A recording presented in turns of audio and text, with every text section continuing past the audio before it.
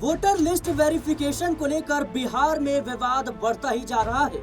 चुनाव आयोग के खिलाफ विपक्ष ने बिहार बंद का ऐलान किया, जिसका बखूबी असर इस वक्त बिहार की सड़कों पर देखने को मिल रहा है। कोई टायर जलाकर अपना विरोध दर्शा रहा है, तो कोई ट्रेन के आगे पटरियों पर लेटकर अपने विरोध की कहीं न कहीं जो चीजें हैं वो सामने कर रहा है। ऐसे में बड़ा सवाल ये है कि क्या चुनाव आयोग पर कोई दबाव बनेगा?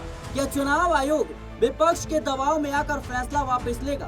क्योंकि विपक्ष का आरोप है कि विधानसभा चुनाव से पहले ही आखिर ये इतना बड़ा फैसला क्यों लिया जा रहा है? ये लोकसभा चुनाव के दौरान भी लिया जा सकता था। लोकसभा चुनाव में जिन वोटरों ने वोट दिया, फिर उनके वोट अमान्य कैसे होगा इस चुनाव में? ये बड़ा सवाल है। और इसके साथ ही सवाल इस बात को लेकर है कि अब विधानसभा चुनाव में बहुत कम समय बचा है। ऐसे में इतनी जल्दबाजी में ये पूरा मामला कैसे होगा? ये पूरा जो कह सकते हैं सर्वे है वो कैसे होगा? मेरे साथ अमन सर मौजूद हैं इस मुद्दे पर बातचीत करने के लिए। सर, विपक्ष का प्रदर्शन बखूबी हमारे टीवी स्क्रीन पर दिख रहा होगा, किस तरीके से टायर कोई जला रहा है। आरजेडी हो, कांग्रेस हो या फिर तमाम विपक्षी नेता हो, ये लगातार अपने विरोध दर्ज करा रहे हैं, बल्कि जनता का समर्थन भी मिल रहा है। भारी तादाद में विरोध देखने को मिला। ट्रेन रोककर कहीं ना कहीं दिखाने की कोशिश की जा रही है प्रभाव। क्या लगता है चुनाव आयोग अपना फैसला बदलेगा? इसका प्रभाव पड़ेगा? बिल्कुल सिराज, जिस तरह की पूरी चीजें निकल के सामने आ रही है वो उस वक्त पे आ रही है जब चुनाव 2 से 3 महीने के बाद बिहार में होने जा रहा है।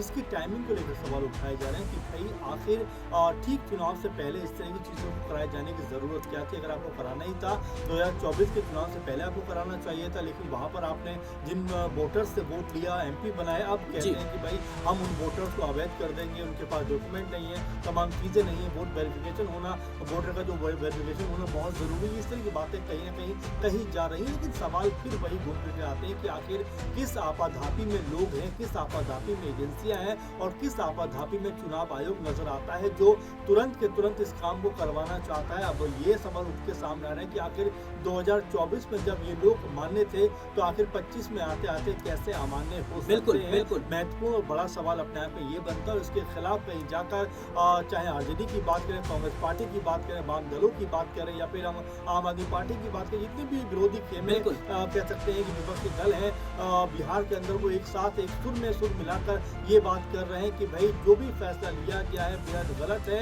इसका पुरजोर विरोध होना चाहिए और इस फैसले को वापस लिया जाना चाहिए। अब आप देखेंगे कभी ये कहा जाता है कि डॉक्यूमेंट होने चाहिए, कभी कहा जाता है डॉक्यूमेंट नहीं होने चाहिए, कभी आधार के बारे में मना किया जाता है। तो सर, चुनाव आयोग तो खुद कंफ्यूज में कहीं ना कहीं नजर आ रहा है। आप देखिए कि जिस तरीके से कहा यह जा रहा है कि भाई जन्म प्रमाण पत्र आपको लाना पड़ेगा। आप सोचिए कि बिहार में कितने लोगों के पास जन्म प्रमाण पत्र होंगे, ये बड़ा सवाल है। जी बिल्कुल, महत्वपूर्ण बात ये भी कि देखिए बिहार जो है वो बाढ़ प्रभावित क्षेत्रों में से आता है। ज्यादातर जो हिस्सा है बिहार का वो बाढ़ ग्रसित नजर आता है, बाढ़ से परेशान लोग नजर आते हैं और ये भी कहा जाता है कि अपनी जान बचाएं या कागजात बचाते हुए नजर आए, क्योंकि इक्का दुक्का कागज जो भी लोगों के पास है वो इस बाढ़ में कहीं ना कहीं बह जाते हैं, खराब हो जाते हैं। और ये कहा जाता है ग्रामीण क्षेत्रों में जो लोग रहते हैं उनके लिए ज्यादा दुश्वारी है कहाँ पे अपने डॉक्यूमेंट संभाल के रखें, सहेज के रखें। तो सर, संभालने की बात तो दूर की है, लेकिन सवाल ये भी है ना कि पहले देखा जाए तो लोग ना ही 10वीं तक पढ़ाई करते थे। बहुत कम लोग बिहार में कहीं ना कहीं देखा जाए तो पहले शिक्षित हुआ करते थे। उसके बाद ये भी देखा जाए तो जन्म प्रमाण पत्र को उतना तवज्जो नहीं दिया जाता था। लेकिन अब जिस तरीके से चुनाव आयोग ने मांग की है, सवाल ये है मेरा कि आधार कार्ड जहां तमाम सरकारी योजनाओं के लिए मान्य कर दिए जाते हैं, कहीं भी जाओ भाई आधार कार्ड दिखाना पड़ेगा, तो फिर वो अमान्य कैसे हो गया? बड़ा सवाल है। वही सवाल उठ के आता है कि आखिर किस तरह से चीजें होती है कि जहाँ पर आधार को आपने हर चीज से जोड़ रखा है। आधार अगर आपके पास है तो आप बैंक में खाता खुलवाते हैं या कुछ और काम करते हैं, वहाँ पर आधार अनिवार्य हो जाता है, आपको आधार लगाना ही पड़ेगा। लेकिन जैसे ही वोट की बात आती है तो भाई आधार जो है अमान्य करार दे दिया जाता है। ये सबसे बड़ा सवाल उठ के सामने आता है कि आखिर ये दोहरी जो नीति है वो आखिर किसके लिए और क्यों है, क्योंकि इस पे भी मंथन होने की जरूरत है। खैर, बिहार पे अगर वापस लौटे तो नजर आता है कि बिहार में ये सब कुछ जो हो रहा है वो राजनीतिक रोटियां सेकने के लिए हो रहा है और साथ में अपना वोट बैंक बचाने के लिए हो रहा है। क्योंकि अगर इसमें से ज्यादातर लोग अगर अमान्य वोट की श्रेणी में आए तो उनका फायदा किसको मिलेगा? ये भी लगातार कहा जा रहा है कि क्या किसी धर्म विशेष को टारगेट करने के लिए ऐसा किया जा रहा है, क्योंकि NRC के जरिए भी ये कहा गया था कि भाई जिनके पास डॉक्यूमेंट नहीं होंगे उनको जो है इसकी कीमत चुकानी पड़ेगी और यहाँ पर नागरिकता उनकी समाप्त हो सकती है। लेकिन सर, अगर ये तो राजनीतिक राजनीतिक बयानबाजी हो गई, अगर इस पर हम नजर ना भी डालें तो फिर भी ये जरूर कहना चाहिए कि चुनाव आयोग अगर ऐसा कोई बड़ा कदम उठाने वाला था तो फिर विपक्ष को भरोसे में क्यों नहीं लिया गया, सबसे जी। बड़ा सवाल है। देखिए, जाहिर बात है विपक्ष को भरोसे में लिया जाना चाहिए था, क्योंकि यहाँ पर ये आम सहमति से चीज़ें होनी चाहिए। क्योंकि यहाँ पर अगर हम इलेक्शन की बात करें तो बीजेपी का नहीं है, कांग्रेस का नहीं है, आरजेडी का नहीं है, जेडीयू का नहीं, बल्कि सामूहिक रूप से है। तो आखिर सामूहिकता के साथ में इस फैसले को क्यों नहीं लिया गया? और साथ में जिस तरह से जल्दबाजी दिखाई जा रही है, क्या वाकई में ऐसा लग रहा है कि कई कह सकते हैं समुदायों को या कई जो जगह है जी। उनको टारगेट करने का प्रयास किया जा रहा है? तो ये अपने आप में कई तरह के सवाल उभर के सामने आ रहा है। और ये भी कहा जा रहा है कि चलिए, अगर आप कराना भी चाहते हैं तो जरा समय दीजिए, चुनाव हो जाने दीजिए, उसके बाद आराम से आप कराइए। अब तक आपने नहीं कराया, 2003 में कराया था, उसके बाद 2024 में भी उसी के ऊपर चुनाव जी। होते हैं। तो आखिर क्यों इस तरह की आप जो चीजें करते हुए नजर आ रहे हैं, जिसका कोई आधार नहीं है, जिसकी कोई जमीन नहीं है? और यही वजह है कि आप बिहार के लोगों को परेशान करना चाहते हैं। 21-22% तो लोग बिहार से बाहर रहते हैं, जो कामकाज के जरिए अपने जीवन चलाते हुए नजर आते हैं। तो क्या उनको आप बाहर कर देंगे?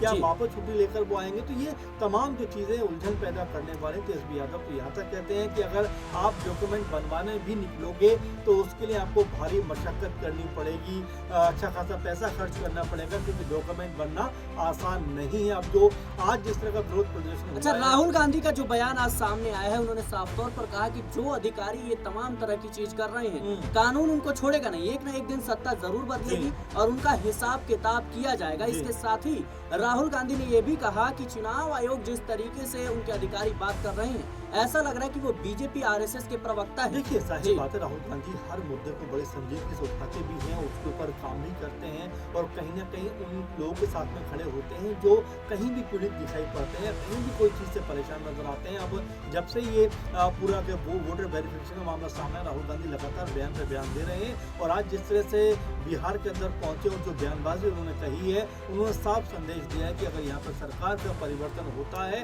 तो जो अधिकारी ये उलझुल बातें कर रहे हैं, बयानबाजी कर रहे हैं और एक तरीके से इस तरह के आदेश जारी कर रहे हैं, उनके खिलाफ भी सख्त कार्रवाई होती हुई दिखाई पड़ेगी। अब ऐसे में राहुल गांधी का जो प्रदर्शन है, तेजस्वी यादव को जो प्रदर्शन है और समूचे जो दलों का प्रदर्शन है, किस तरह से कह सकते हैं एजेंसियों को प्रभावित करता हुआ नजर आएगा कि फैसला वापस लिया जाएगा या इस फैसले के ऊपर जो सरकार है वो घिरती हुई दिखाई पड़ी। क्योंकि अब तक ऐसा लग रहा है कि सरकार ने 2-3 चीजों को बदलाव करके कहीं ना कहीं बता दिया है कि इस पूरे के पूरे मामले पर, फैसले पर वो घिरे हुए दिखाई पड़ रहे हैं। बिल्कुल दर्शकों, बिहार में लगातार वोटर लिस्ट वेरिफिकेशन के मुद्दे पर आंदोलन देखने को मिल रहा है, सड़कों पर कहीं न कहीं विरोध प्रदर्शन हो रहा है और तस्वीरें जो आप देख रहे होंगे किस तरीके से बिहार में लगातार विरोध प्रदर्शन है वो कहीं न कहीं देखने को मिल रहा है। कोई टायर जला रहा है, कोई ट्रेन के आगे खड़ा हो रहा है, कोई पटरियों पर लेट रहा है, कोई सड़कों पर लेट रहा है। इन सब के बीच तेजस्वी यादव गंभीर आरोप लगाते हैं, चुनाव आयोग की तरफ से सफाई दी जाती है कि भाई ये जो फर्जी वोटर है उनको हटाने के लिए किया जा रहा है और